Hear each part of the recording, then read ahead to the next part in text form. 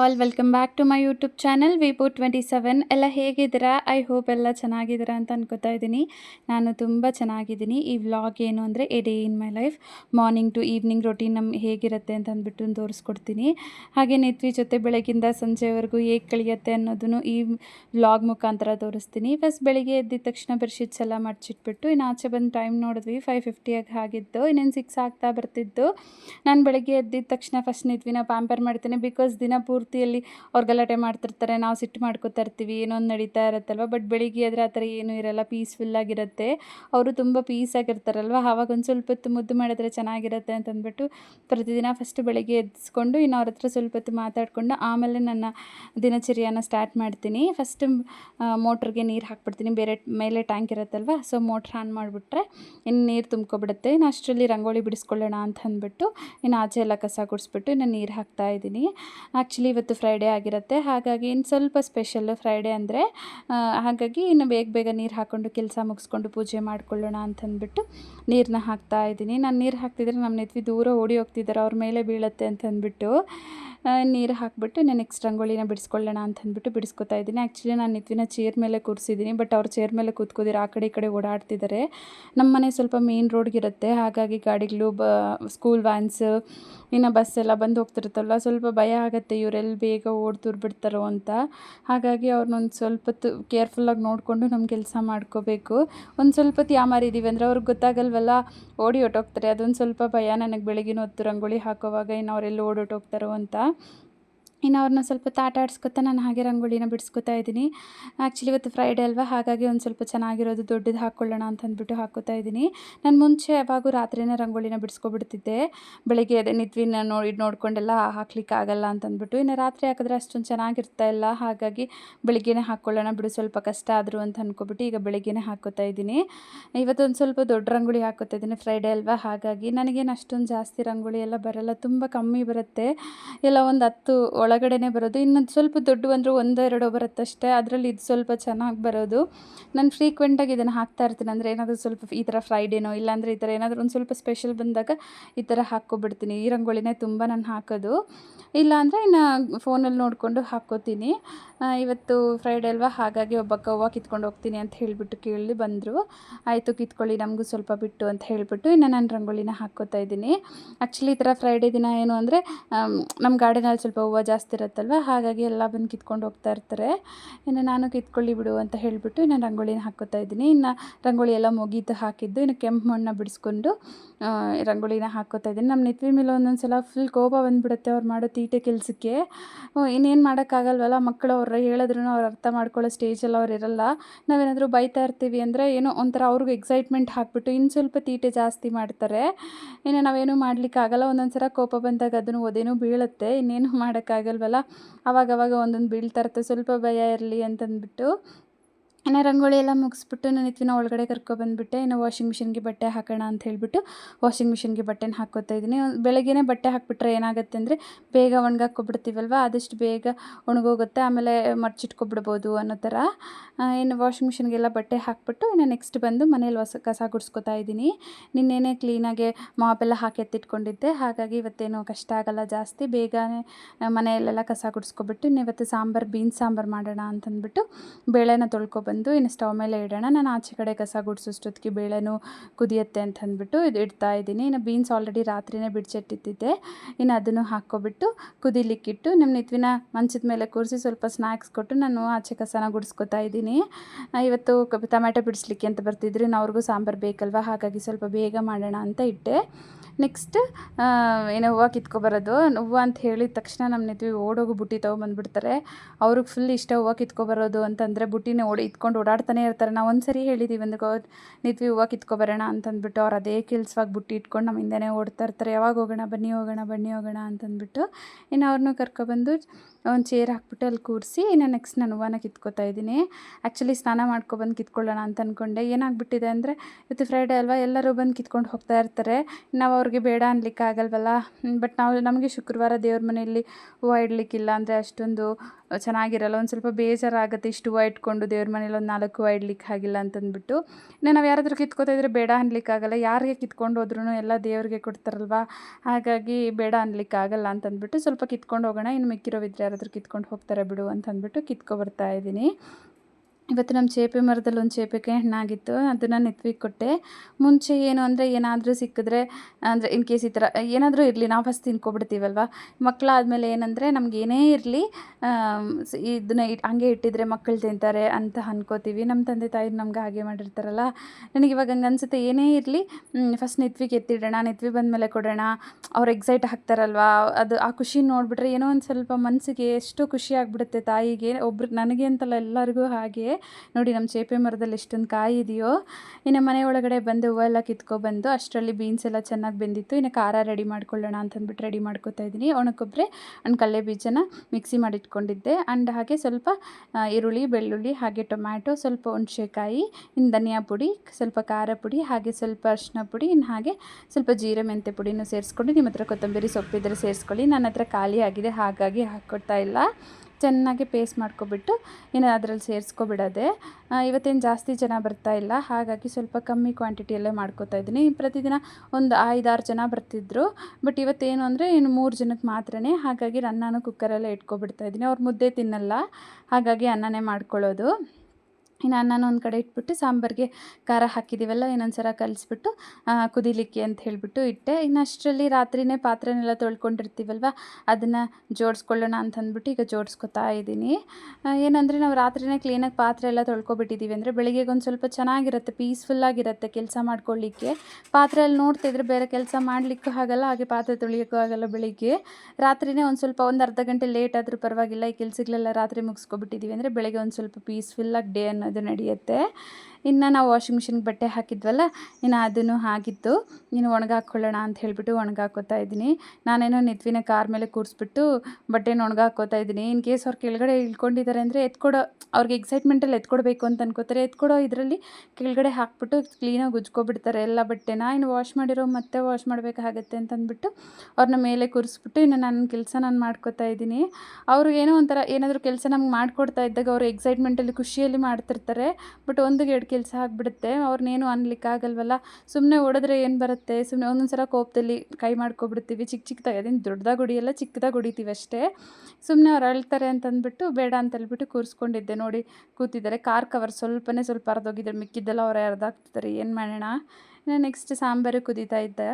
ಇನ್ನು ಅದಕ್ಕೆ ಒಗ್ಗರಣೆ ಹಾಕ್ಕೊಬಿಡ್ತಾ ಇದ್ದೀನಿ. ಇನ್ನೇನು ಸಾಂಬಾರೆಲ್ಲ ಕಂಪ್ಲೀಟಾಗಿ ಕುದೀತಲ್ವ, ಇನ್ನು ಒಗ್ಗರಣೆ ಹಾಕ್ಕೊಬಿಟ್ಟು ಸ್ವಲ್ಪ ಹೊತ್ತು ಬಿಡೋಣ ಅಂತ ಹೇಳಿಬಿಟ್ಟು ಬಿಟ್ಟೆ. ಇನ್ನು ನೀರು ಬರ್ತಿತ್ತು. ಡ್ರ್ಯಾಗನ್ ಫ್ರೂಟ್ ಗಿಡಕ್ಕೆ ನೀರು ಹಾಕೋಣ, ಹಾಕಿ 2 ದಿನ ಆಯಿತು ಅಂತಂದ್ಬಿಟ್ಟು ಡ್ರ್ಯಾಗನ್ ಫ್ರೂಟ್ ಗಿಡಕ್ಕೂ ನೀರು ಹಾಕಿದೆ. ಈ ಥರ ನೀರು ಹಾಕಿದಾಗ ನಮ್ಮ ನೆತ್ವಿ ಫುಲ್ ನೆಂದೋಗ್ಬಿಡ್ತಾರೆ ಆಟ ಆಡ್ಕೋತಾ. ನಾನು ನೆತ್ವಿ ಸ್ನಾನ ಮಾಡ್ಕೊಬಂದ್ಬಿಟ್ವಿ. ನೋಡಿ ನಮ್ಮ ನೆತ್ವಿ ಈ ಥರ ಟವಲ್ ಕಟ್ಟಿದ್ರೇ ಆಚೆ ಬರ್ತಾರೆ, ಇಲ್ಲಾಂದ್ರೆ ಆಚೆ ಬರಲ್ಲ. ಒಂಥರ ಶೈ ಫೀಲ್ ಆಗಿಬಿಡುತ್ತೆ ಅವ್ರಿಗೆ. ಇನ್ನು ನೆತ್ವಿನ ರೆಡಿ ಮಾಡೋಕ್ಕೆ ಮುಂಚೆನೇ ಹಾಲು ಕುದಿಲಿಕ್ಕೆ ಇಡೋಣ. ನಾನು ರೆಡಿ ಮಾಡ್ತಾ ಇದ್ದಾಗೆ ಹಾಲು ಕುದಿಯುತ್ತೆ, ಬೇಗ ಬೇಗ ಪ್ರಸಾದ ಮಾಡ್ಕೋಬೋದು ದೇವ್ರಿಗೆ ಅಂತಂದ್ಬಿಟ್ಟು ಇಟ್ಟಿದ್ದೀನಿ. ಆ್ಯಕ್ಚುಲಿ ಇವತ್ತು ಪಾಯಸ ಮಾಡ್ಕೊಳ್ಳೋಣ ಅಂತ ಅಂದ್ಕೊಂಡೆ, ಬೇಗ ಆಗಿಬಿಡುತ್ತಲ್ವ. ನನಗೇನು ಸ್ವೀಟ್ಸ್ ಅಷ್ಟೊಂದು ಜಾಸ್ತಿ ಮಾಡೋದು ಬರಲ್ಲ, ಹಾಗಾಗಿ ಪಾಯಸ ಆದರೆ ಬೇಗ ಆಗಿಬಿಡುತ್ತೆ ಅಂತಂದ್ಬಿಟ್ಟಿಟ್ಟು ನಾನು ಇತ್ವಿಗೆ ತಲೆ ಸ್ನಾನ ಮಾಡಿಸಿದ್ದೆ. ತಲೆನ ಒರೆಸ್ಕೊತಾ ಇದ್ದೀನಿ. ಅಷ್ಟರಲ್ಲಿ ಹಾಲು ಚೆನ್ನಾಗಿ ಉಗ್ತಾ ಇತ್ತು. ಇನ್ನು ಹಾಲು ಈ ಥರ ಹೋಗ್ತಿದೆ ಅಲ್ವಾ. ಇನ್ನು ನೆಕ್ಸ್ಟ್ ಸೇಮಿಯಾ ಹಾಕ್ಕೊಳ್ಳೋಣ ಅಂತಂದ್ಬಿಟ್ಟು ಸೇಮಿಯಾನು ರೆಡಿ ಮಾಡ್ಕೊತಾ ಇದ್ದೀನಿ. ಲಾಸ್ಟ್ ಟೈಮ್ ನಾನು ಸೇಮಿಯಾ ಉಪ್ಮಾ ಮಾಡಿದಾಗ ಸ್ವಲ್ಪ ಸೇಮಿಯಾನ ಜಾಸ್ತಿ ಹುರ್ಕೊಂಡಿದ್ದೆ, ಅದನ್ನು ಹಾಗೆ ಎತ್ತಿಟ್ಟಿದ್ದೆ ಫ್ರಿಜ್ಜಲ್ಲಿ. ಇನ್ನು ಇವತ್ತು ಯೂಸ್ ಮಾಡ್ಕೊತಾ ಇದ್ದೀನಿ ಅದನ್ನು. 1 ಕಪ್ ಸೇಮಿಯಾನ ತೊಗೊಂಡೆ, ಅದೇ ಕಪ್ಪಲ್ಲಿ ಇನ್ನು ಸಕ್ಕರೆನೂ ತೊಗೊಂಡೆ.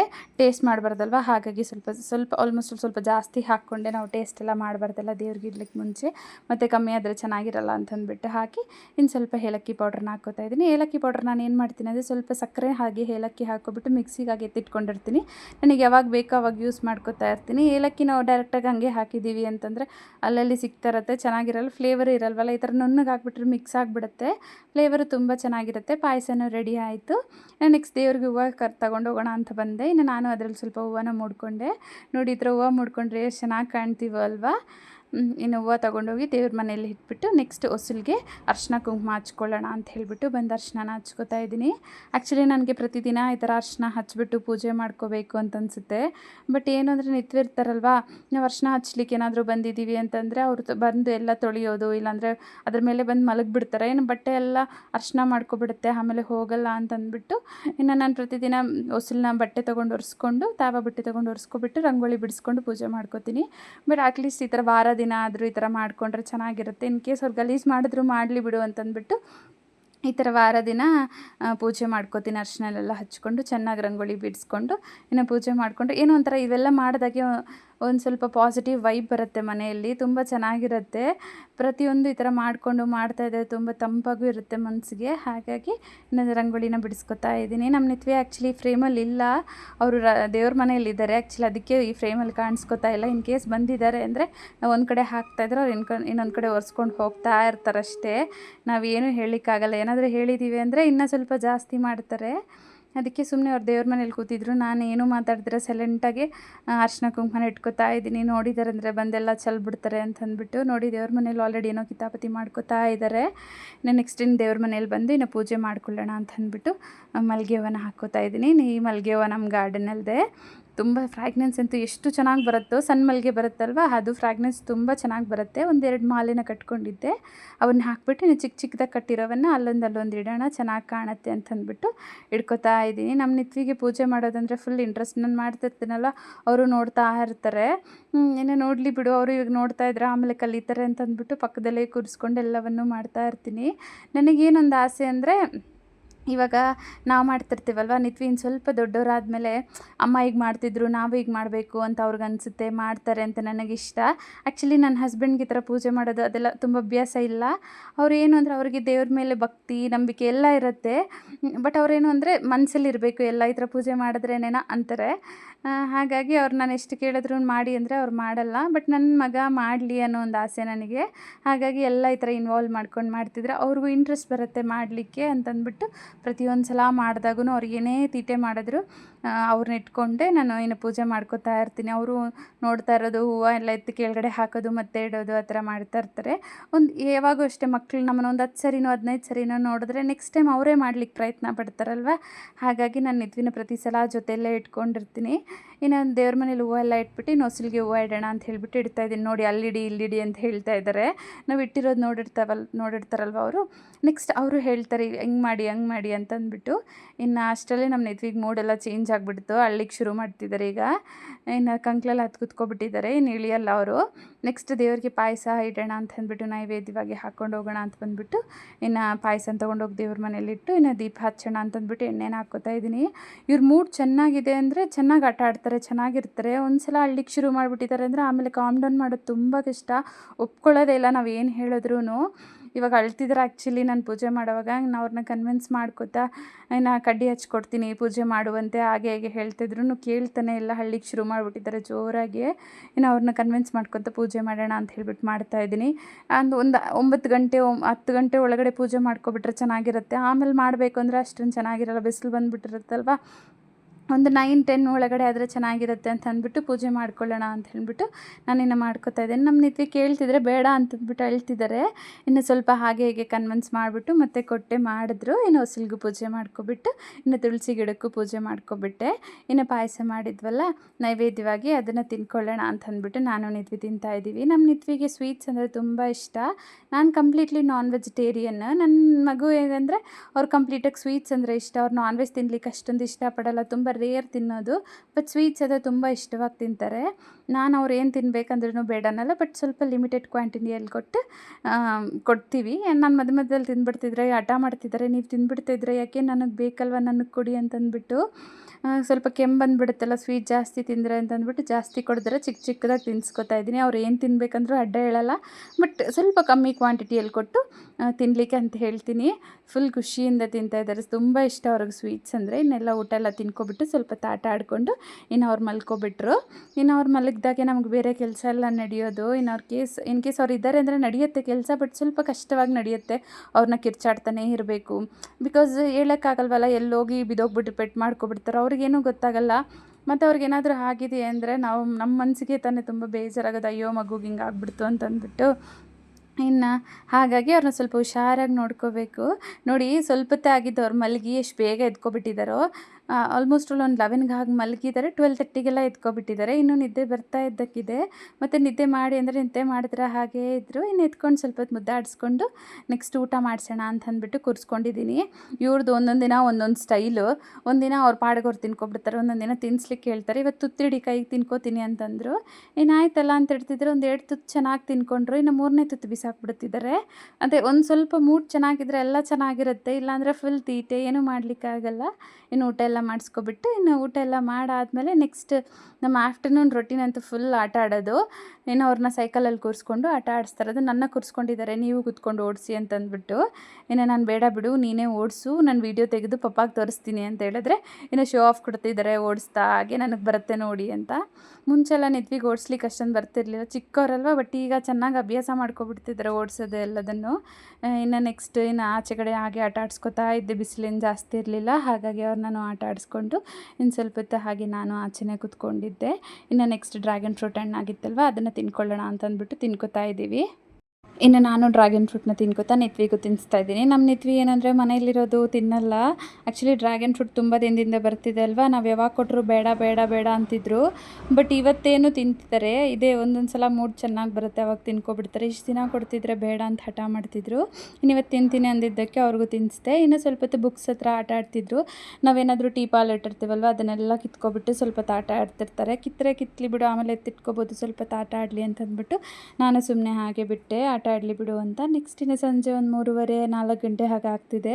ಇನ್ನು ಹೂವು ಕಿತ್ಕೊಬರೋಣ ಅಂತ ಹೇಳ್ಬಿಟ್ಟು ಬಂದ್ವಿ ಗಾರ್ಡನಲ್ಲಿಗೆ. ಸೊ ನಾನು ನಿತ್ವಿನೂ ಕರ್ಕೊಬರ್ತೀನಿ. ಈ ಥರ ಬಂದಾಗ ಅವ್ರನ್ನೊಂದು ಚೇರ್ ಹಾಕ್ಬಿಟ್ಟು ಚೇರಲ್ಲಿ ಕೂಡಿಸ್ಬಿಟ್ಟು ನಾನು ಹೂವನ್ನ ಬಿಡಿಸ್ಕೊತೀನಿ. ಇವತ್ತೇನು ಜಾಸ್ತಿ ಹೂವು ಇರಲಿಲ್ಲ, ಕಮ್ಮಿನೇ ಇತ್ತು. ಸ್ವಲ್ಪ ನೆರಳಿಗೆ ಅವ್ರಿಗೆ ಚೇರ್ ಹಾಕಿಬಿಟ್ಟು ಕೂರಿಸಿ ಇನ್ನು ನಾನು ಹೂವನ್ನ ಬಿಡಿಸ್ಕೊತಾ ಇರ್ತೀನಿ. ನಾನು ಬಿಡಿಸ್ತೀನಲ್ವ, ಹಾಗಾಗಿ ನಿತ್ವಿ ನಾನು ಬಿಡಿಸ್ತೀನಿ ಅಂತ ಹೇಳಿಬಿಟ್ಟು ಬಿಡಿಸ್ತಾ ಇರ್ತಾರೆ. ಇನ್ನು ಅವ್ರನ್ನ ಆಟ ಆಡಿಸ್ಕೊತಾ ಇನ್ನು ಹೂವನ್ನು ಬಿಡಿಸ್ಕೊತಾ ಇದ್ದೀನಿ. ದಿನ 4 ಮೊಳೆ 5 ಮೊಳೆ ಹಾಕ್ತಿತ್ತು. ಬಟ್ ಇವತ್ತೇನೋ ಕಮ್ಮಿಯೇ ಸಿಕ್ಕಿದೆ. ಸೊ ಬಿಡ್ಸೋದು ಸ್ವಲ್ಪ ಕಷ್ಟ ಆಗ್ಬಿಡುತ್ತೆ. ಇವು ಮೊಗ್ಗಲ್ವ ಚಿಕ್ಕದಾಗಿರುತ್ತೆ, ಬಿಡಿಸ್ಲಿಕ್ಕೆ ಒಂದು ಸ್ವಲ್ಪ ಕಷ್ಟನೇ. ಬಟ್ ಆದರೂ ಫ್ರಾಗ್ರೆನ್ಸ್ ಚೆನ್ನಾಗಿರುತ್ತೆ. ಇನ್ನು ಮನೇಲಿ ಹೂವು ಬರ್ತಾಯಿದ್ದು ನಾವು ಹಾಗೆ ಬಿಟ್ಟರೆ ಚೆನ್ನಾಗಿರಲ್ವಲ್ಲ ಅಂತ ಅಂದ್ಬಿಟ್ಟು ಇನ್ನು ದಿನಾಗಲೂ ಬಿಡಿಸ್ಕೊಬಂದು ಕಟ್ಟಿ ಎತ್ತಿಡೋದು. ಆಲ್ಮೋಸ್ಟ್ ಅಲ್ಲಿ ಇವು ಮಾಡಲಿಕ್ಕೆ ನನಗೊಂದು 2 ಅವರ್ಸ್ ಆಗಿಬಿಡುತ್ತೆ.